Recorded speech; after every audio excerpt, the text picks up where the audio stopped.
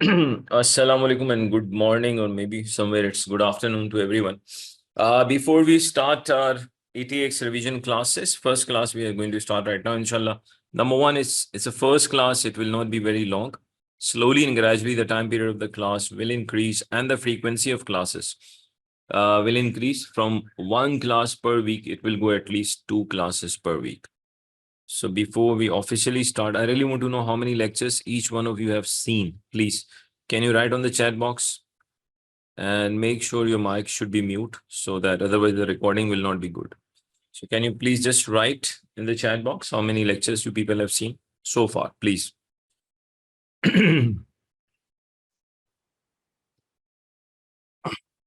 46, that's excellent, great. What about others? 46 is a really good number. 36 is also excellent, I would say, the best.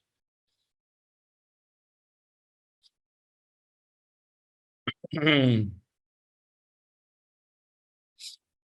think one student is left only. I think two has mentioned. Two students have mentioned. What about others? One more to go.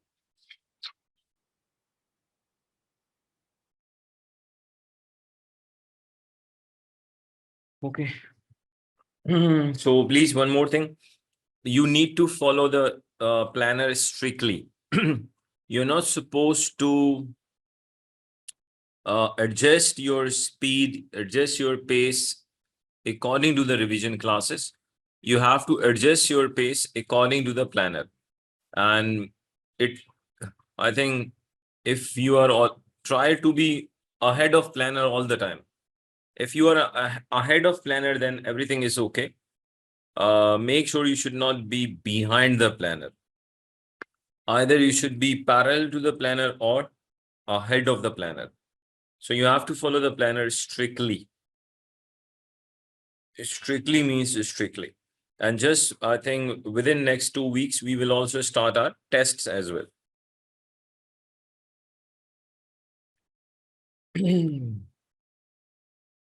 So we are starting our first live revision class of ATX. Revision classes. That is live revision classes, ATX. March 2024. Your teacher is Abeel Ahmed.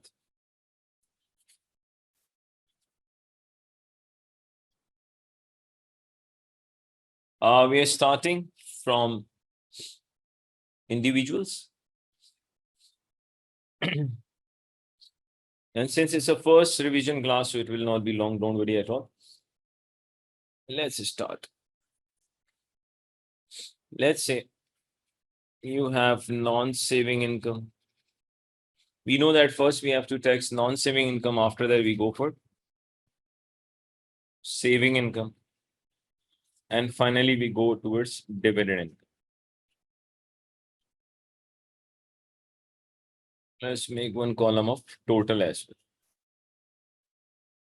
Let's say that non-saving income is assuming that's an employment income of 50,000. Saving income is 10,000. Dividend income is 12,000. So total will be 72,000. We know that the personal allowance, first we need to deduct the personal allowance from non-saving income. 12,570.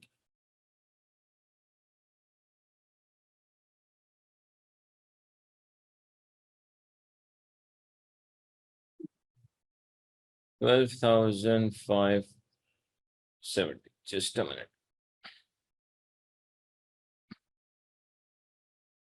So 50,000 minus 12570. I'm getting 37,430.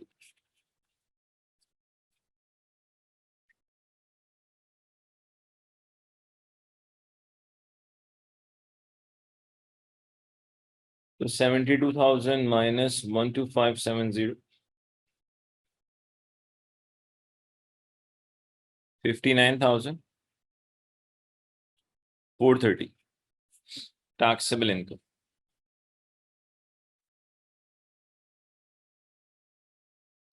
First, we have to tax non-saving income.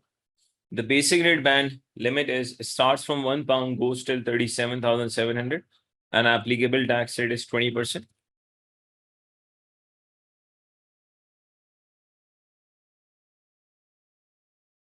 Obviously, entire 37,430 falls in basic rate band, where applicable tax rate for non-saving income is 20%. So basic rate band.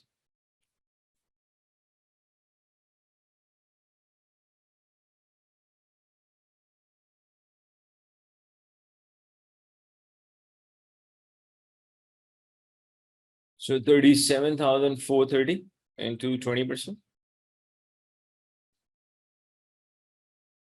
7,486. Now we have to apply tax rate on saving income. Before you apply tax rate on saving income, you need to see the individual's tax paying status. According to the individual's tax paying status, we actually decide the nil rate band. Look at this 59,430.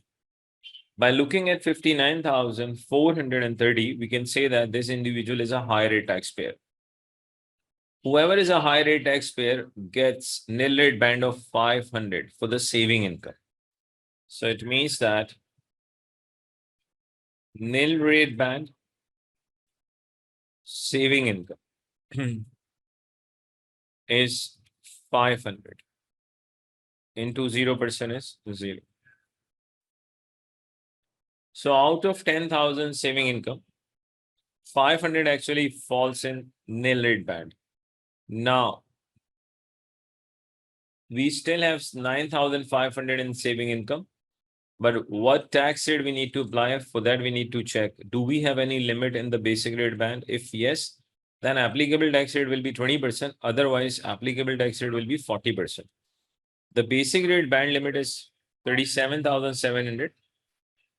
We have actually utilized 37,430. We have, so how much is left? 37,430. We are left at 270. Of course, the nil rate band is already, the 500 has already consumed this nil rate band also. So it means that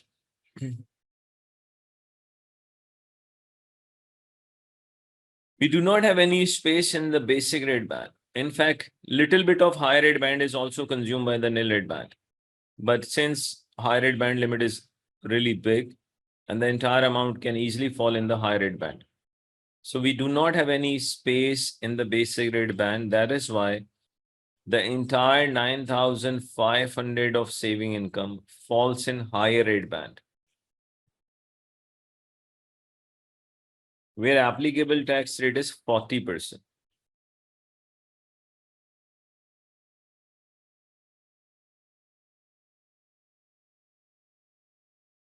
So 9,500 into 40%, 3,800. When it comes to dividend income, every individual, irrespective of tax paying status, gets nil rate band of 2,000. So nil rate band, dividend income.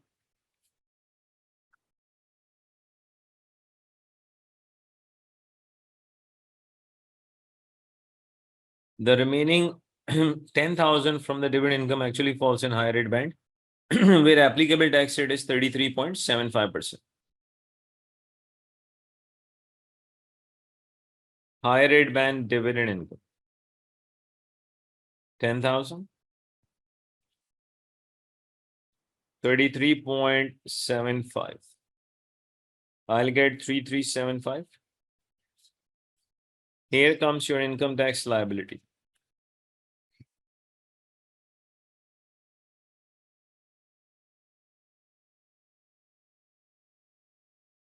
So 7,486 plus 38,000 plus 3375. I'm getting 14,661. So the income tax liability, income tax payable is 14,661. Let's say non-saving income. Assuming non-saving income is 4,000. Saving income is 5,000. Dividend income is 15,000. Required is income tax payable. Please, I want every one of you to calculate the answer. Income tax payable. Please try. You have 2 to 3 minutes. Please, I want every one of you to try this. Please. I really need the answer.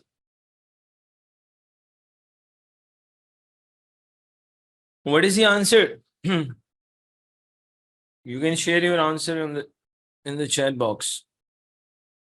388. Okay, let's see.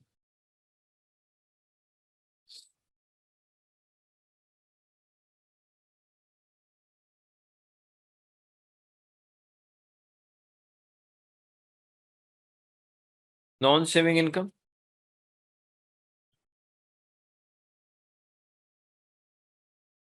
Saving income.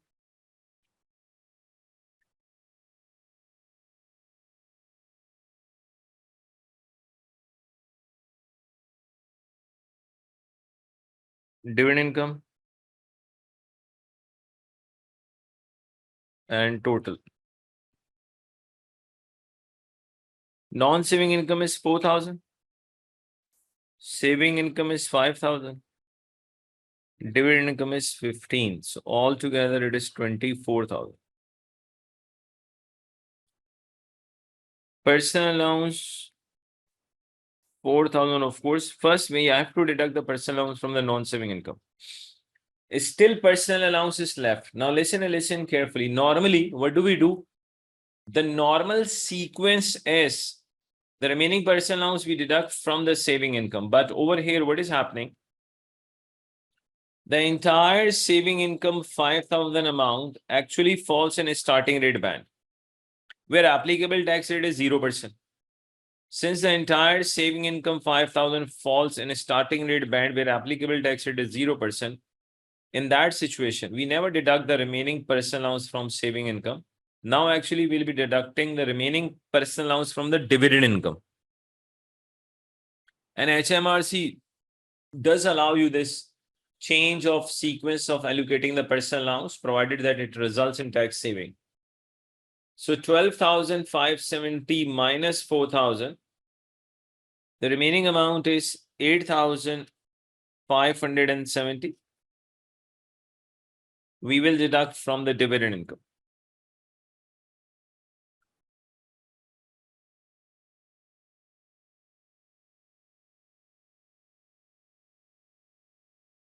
So 15,000 minus 8,570.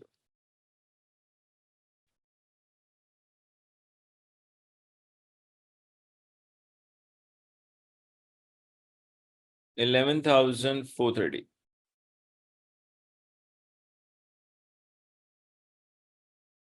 Taxable income.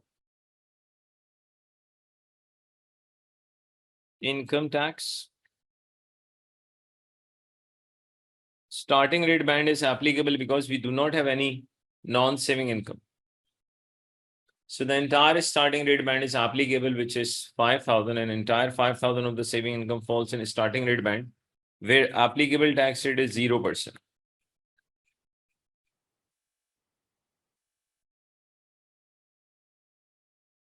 When it comes to dividend income, every individual gets nil rate band of 2,000.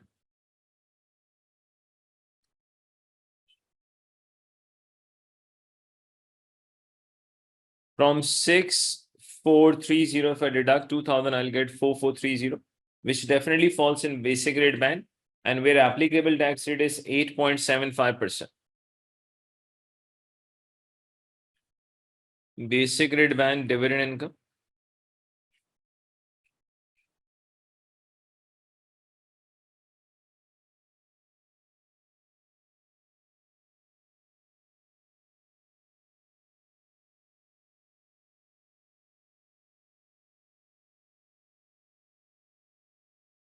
I'm getting 387.625, or you can make it 388. I think one of the students got the same result.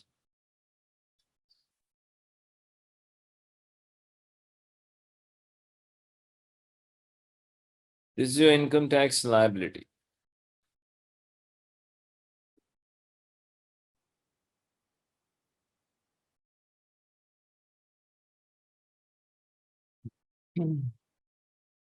Now, every individual gets actually personal allowance of 12,000.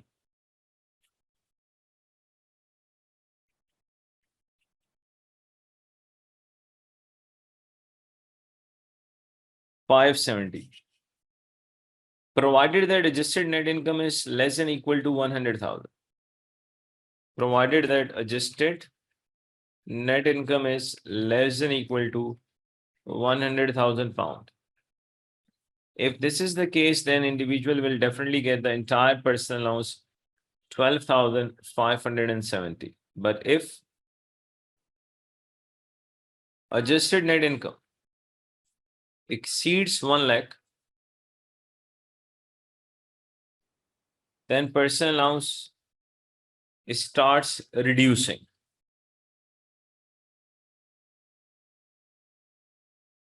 In fact, whenever adjusted net income is more than equal to 1,25,140, personal allowance becomes 0. Now you might be thinking, how do we calculate adjusted net income? Let me tell you the format of adjusted net income.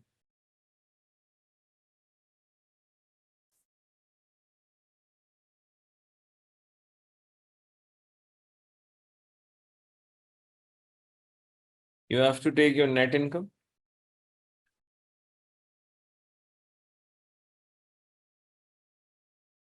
then we deduct gross personal pension contribution. Gross personal pension contribution. We do deduct gross gift aid donation as well, but gross gift aid donation is not examinable in ATX. The tax treatment of gross gift aid donation is exactly same like gross personal pension contribution, but not examinable. But in tax paper, it is examinable. So gross gift aid.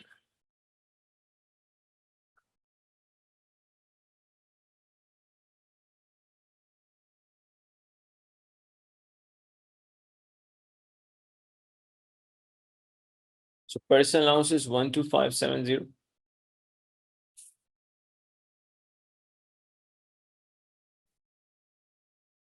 Less adjusted net income minus 1 lakh into 1/2. So you can see that when adjusted net income actually exceeds 1 lakh, only then your personal allowance starts reducing. And when your adjusted net income is equal to greater than 1,25,140, then personal allowance becomes 0. Now, if personal pension contribution,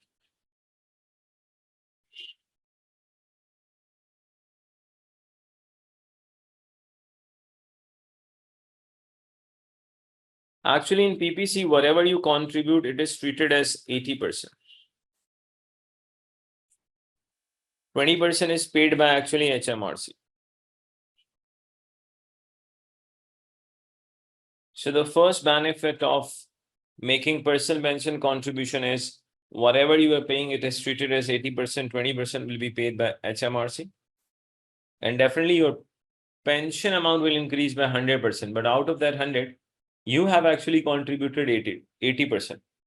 20 is actually paid by HMRC. So the first benefit of contributing in personal pension contribution is whatever you are paying, it is 80%, 20% will be paid by HMRC.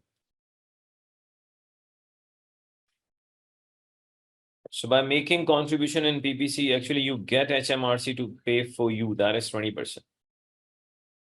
Second point, by gross PPC contribution, basic rate band and high rate band limit increases, which means that if I talk about basic rate band, the normal basic rate band limit ends at 37,700.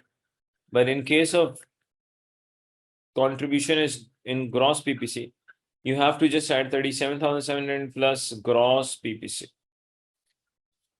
So here comes the new limit. Depends on the question, how much you have contributed in PPC. High rate band normally ends at 1,50,000. But if individual has contributed in PPC, then 1,50,000 plus gross PPC. Here comes the new high rate band limit.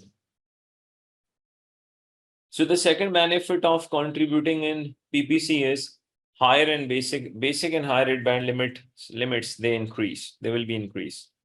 Third benefit is actually gross PPC reduces adjusted net income, which creates the possibility that due to contributing in PPC, there's a possibility you might not, your personal allowance might not reduce.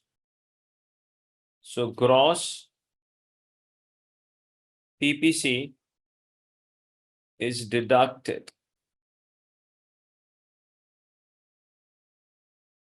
while calculating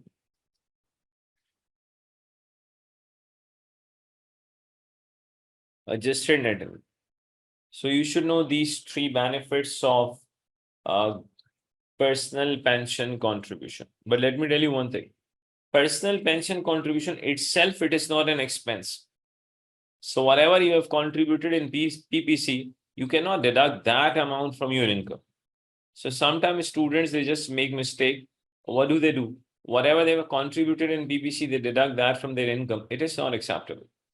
So actually, when you are contributing in PPC, you are trying to create funds for your retirement age.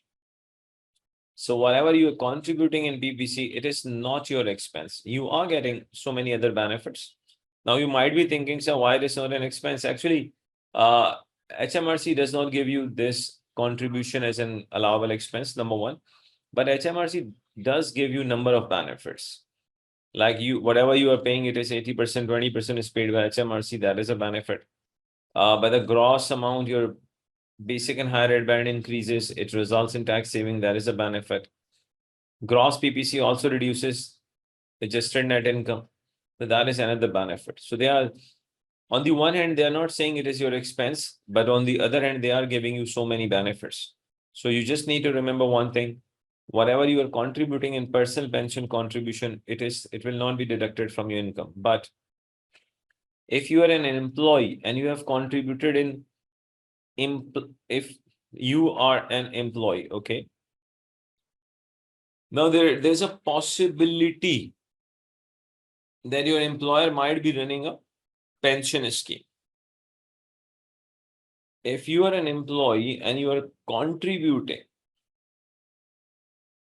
just because you are contributing in the occupational pension plan, you are an employee and you are contributing in occupational pension plan, contribution by an employee in occupational pension plan is a deductible expense for the employee.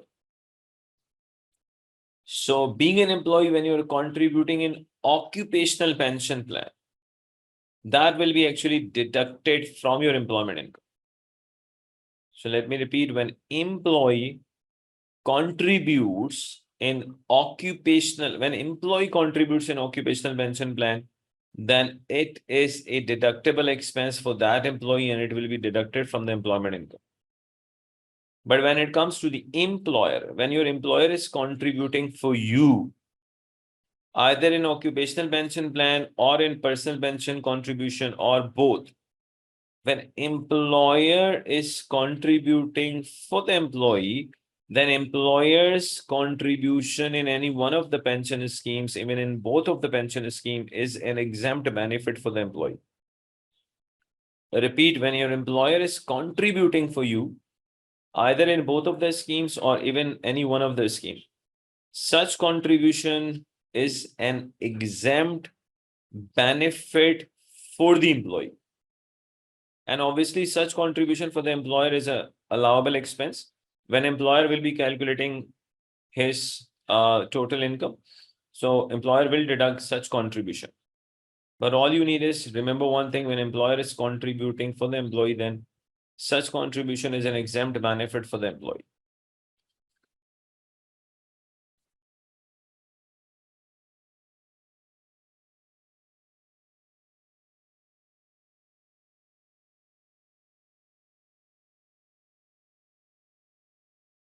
Let's say we have a non-saving income,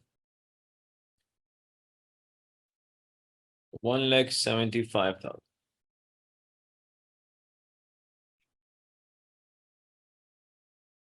Mr. A has contributed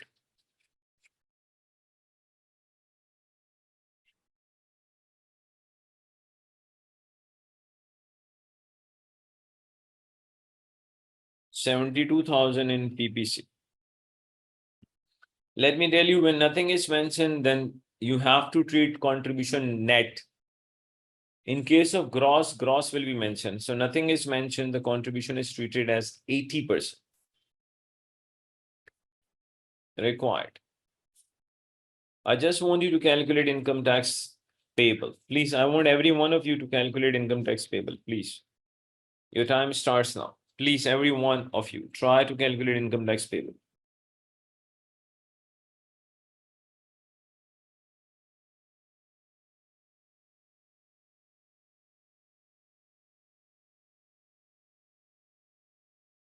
जी बेटा क्या answer आया?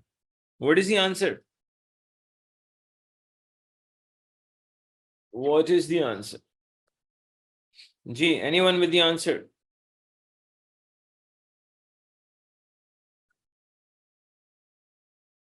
Should not be taking so. Okay, 28,380. 14,486. Let's see. We have two answers.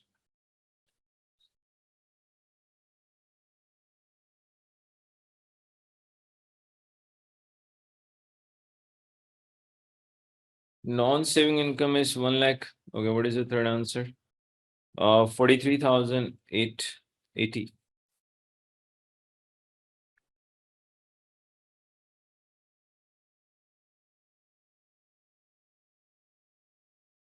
Now let us check how much personal allowance we are getting.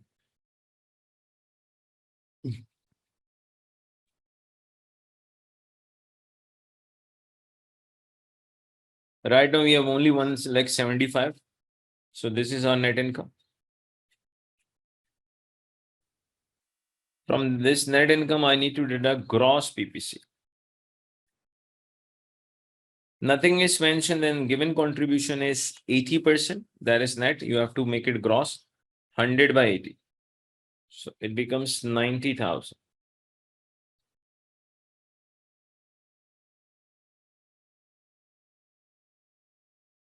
So definitely adjusted net income is less than 1 lakh.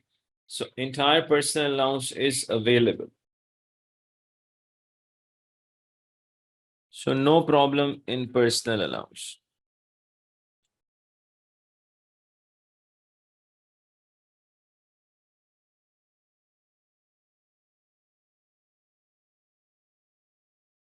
So 1,75,000 minus 12,570.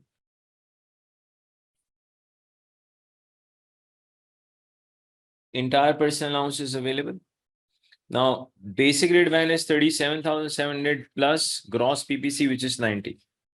So basic rate band limit will increase.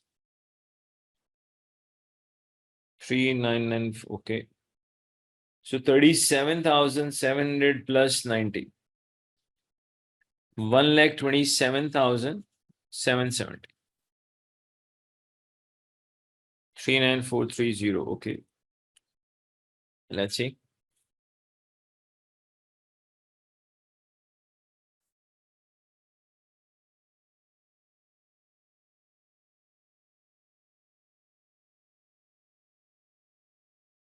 One lakh 27,700 into 20%. 25,540. From this 1,62,430, we need to deduct 1,27,700. Whatever comes, it falls in higher rate band. So 1,62,430 minus 1,27,700. I'm getting 34,730. Applicable tax rate is 40%. 34,730 into 40%. 13,892.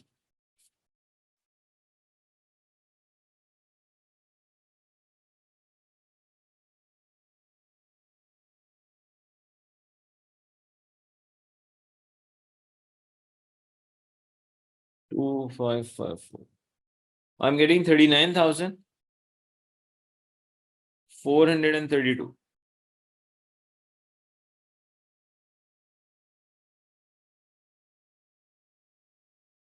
Income tax liability.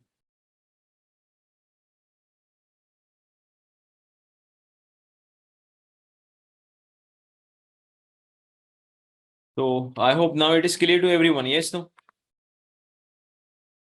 The final answer is 39,432. I think someone did little bit rounding off. But the exact answer is 39,432.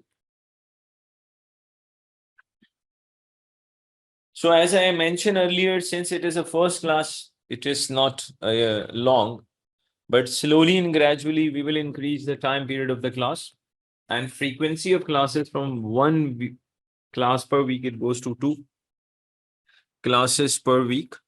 So it's just a first class. Recording will be available for those students they did not appear today in the live class because there are many students. I'm surprised why they are not here. They should be here because live revision classes, they're very important. They give you the chance to interact with your tutor also, and they also give you the chance that in a time bound condition you try to solve few questions. So thank you very much for coming up for this class. Inshallah, hope to see more number of students, including you people, in the next class. So thank you very much and have a nice life. Thanks a lot.